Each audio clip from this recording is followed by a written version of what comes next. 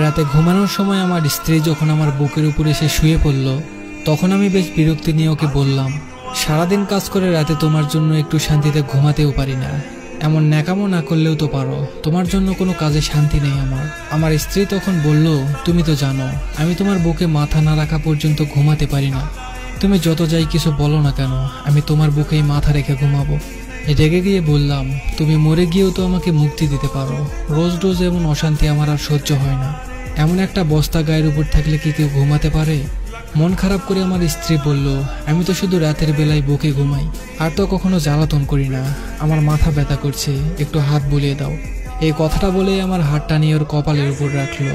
হাজারবার বলার পরেও, এমনকি গায়ে হাত তুলেও ওর এই স্বভাবটা আমি কোনোদিন পরিবর্তন করতে পারিনি। আপনারা নিশ্চয় ভাবছেন, আমার স্ত্রী আমার বুকের উপর ঘুমালে আমি কেন এত বিরক্ত হই। আসলে ওকে আমার এখন ভালো লাগে না। আমার অন্য একটা মেয়ের সাথে রিলেশন আছে, কিন্তু কিছুতেই মিতাকে বলতে পারি না। মিতা আমার স্ত্রীর নাম। এমন বেহায়া মেয়ে আমি খুব কম দেখেছি। ওর জন্য রাতে কণিকার সাথে তেমন কথা বলতে পারি না। ঘুমাতে এলে আমাকে ধরে রাখে। গায়ের সাথে মনে হয় খুব গরম কিছু লেগে আছে। মিতার কপালে হাত রেখে বুঝতে পারলাম ওর গা অস্বাভাবিকভাবে গরম, হয়তো জ্বর এসেছে। শীতের রাতে গরম কিছু কার না ভালো লাগে। আমি হাতটা ওর কপালের সাথে চেপে ধরে রাখলাম। ওর কিছু কষ্ট কমবে এই জন্য নয়, বরং এত সময় কম্বলের বাইরে রাখা হাতটা নিমেষেই গরম হবে সেই আশায়। সকাল 8টায় ঘুম ভেঙে দেখলাম মিতা আমার বুকের উপর ঘুমিয়ে আছে। গায়ে হাত দিয়ে বুঝলাম গা রাত থেকেই অনেক বেশি গরম হয়ে আছে। কয়েকবার ডাক দিলাম, কিন্তু কোনো সাড়া দিল না।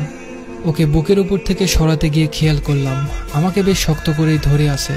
তবুও ফ্রেশ হতে চলে গেলাম, কিন্তু মিতার অবস্থা ক্রমশই খারাপ হচ্ছে। তাই ওকে নিয়ে হাসপাতালে গেলাম। ডাক্তার বলল ওর অবস্থা এখন বেশিই খারাপ, এখনই আইসিইউতে ভর্তি করতে হবে। কিন্তু আমি ওর জন্য এত টাকা নষ্ট করতে পারবো না, তাই সাধারণ মহিলা ওয়ার্ডে ভর্তি করে দিয়ে চলে আসলাম। অফিসে এসে কণিকার সাথে গল্প জুড়ে দিলাম। মেয়েটা আমাকে ছাড়া কিছুই বুঝতে চায় না। কণিকা আমার অফিসের কলিগ। ওর হাসি মাখা মুখটা যে কোনো পুরুষকেই নিজের কাছে টানতে বাধ্য করবে। তাই আমি ওর কাছে চলে এসেছি। সারাদিন বেশ ভালোই কাটলো। সন্ধ্যাবেলা বাড়ি এসে ফ্রেশ হয়ে খাবার টেবিলে গেলাম। না, আজ আর এই টেবিলে আমার পছন্দের কিছু রান্না করা নেই। মিতা রোজ সন্ধ্যা হলে আমার পছন্দের হালকা খাবার বানিয়ে দিত, তারপর নিজের হাতে খাইয়ে দিত। কণিকার সাথে রিলেশনে যাওয়ার পর একদিন বলেছিলাম, তোমার আমাকে খাইয়ে দিতে হবে না, নাকি বিষ মিশিয়ে এভাবে খাওয়াতে আসো আমাকে। এরপর থেকে আর কখনো খাইয়ে দিতে দেখিনি। রান্না করে টেবিলে গুছিয়ে রাখতো। আজ মিতা নেই, তাই কেউ কিছু বানিয়ে রাখেনি। খাটে গিয়ে শুয়ে কণিকার সাথে কথা বলতে লাগলাম, কিন্তু এখন ওর সাথে কথা বলতে ভালো লাগছে না। সারাদিন মিতার কোনো খোঁজ নেওয়া হয়নি। আচ্ছা, ওর কি জ্ঞান ফিরেছে নাকি ও আর নেই? না না, আমি এসব ভাবছি কেন? আরও মারা গেলেই তো আমার আর কণিকার জন্য ভালো হয়, কিন্তু মনকে কিছুতেই শান্ত করতে পারছিলাম না। সাথে পেটও বুঝিয়ে দিচ্ছে তার খাবার চাই, কিন্তু এখন বাইরে যেতে ইচ্ছে করছে না। আর মনে বলে উঠলাম, মিতা, আজকে রাতে না খাইয়ে রাখবে নাকি? তুমি আসলেই কোনো কাজের না। দুপুরে টিফিনটাও দাওনি আজ। হঠাৎই খেয়াল আসলো মিতা তো হাসপাতালে ভর্তি। মেয়েটার আর কোনো খোঁজ কেন নিলাম না? সকালে একবার যেতে হবে হাসপাতালে, দেখি কেমন আছে। এখন ঘুমিয়ে পড়ি, কিন্তু শুয়ে কোনো শান্তি পাচ্ছি না, কিছুতেই ঘুম আসছে না। আজ মিতা নেই বলে কি এমন হচ্ছে? হয়তো বুকের উপর কেউ না থাকলে ঘুম আসে না। অভ্যাসটা খারাপ হয়ে গেছে। রাত যত বাড়ছে মিতার কথা তত বেশি মনে পড়ছে, সাথে ক্ষুধাটাও বেড়ে চলেছে। কিছু সময় এপাশ ওপাশ করলাম, কিন্তু ঘুমাতে পারলাম না। উঠে গিয়ে ফ্রিজ খুলে খাবার আছে কিনা দেখতে গেলাম। গিয়ে দেখলাম 2টা চিংড়ি মাছ আর কাল রাতের তরকারি রাখা, সাথে ভাতও আছে। খাবারগুলো নিয়ে টেবিলে খেতে বসলাম। হঠাৎ মনে পড়ল মিতা কাল রাতে খায়নি। আমি ওকে 4টা মাছ রান্না করতে দেখেছিলাম, ভালোই হয়েছে। এখন আমি খেতে পারবো, কিন্তু গলা দিয়ে নামছে না। আগে চিংড়ি মাছ রান্না হলে মিতা আমার পাশে এসে বসে থাকতো আর ম্যাও ম্যাও করে ডাকতো, মানে তাকে খাইয়ে দিতে হবে। চিংড়ি মাছ ওর সব থেকে পছন্দের খাবার ছিল। খাবারগুলো রেখে ঘরে চলে এলাম। হঠাৎ মনে হলো কেউ আমার বুকের উপরে এসে শুয়ে পড়েছে, কিন্তু না, কেউ নেই। মিতাকে খুব দেখতে ইচ্ছে করছিল। ফোনটা বের করলাম, কিন্তু এতে মিতার কোনো ছবি নেই। কণিকা সব ডিলিট করে দিয়েছিল। কিছু ভালো লাগছে না, তাই বাইক নিয়ে হাসপাতালের দিকে রওনা দিলাম ওকে দেখে আসবো বলে। কিন্তু হাসপাতালে গিয়ে জানতে পারলাম এত রাতে মহিলা ওয়ার্ডে কোনো ছেলেকে ঢুকতে দিবে না। কিছু করার নেই বলে ডাক্তারের কাছে ওর খোঁজ নিতে গেলাম। ডাক্তারকে বললাম সকালে যে মেয়েটাকে ভর্তি করানো হয়েছিল তার কি অবস্থা। ডাক্তার বলল ওনার অবস্থা খুব খারাপ, শরীর কোনো রেসপন্স করছে না, স্যালাইনও টানতে পারছে না শরীর। আইসিইউতে না রাখলে যে কোনো সময় খারাপ কিছু হতে পারে। বললাম তাহলে তাড়াতাড়ি আইসিইউতে রাখার ব্যবস্থা করুন। ডাক্তার বলল এখন আইসিইউতে কোনো সিট খালি নেই। আপনাকে অন্য কোথাও দেখতে হবে।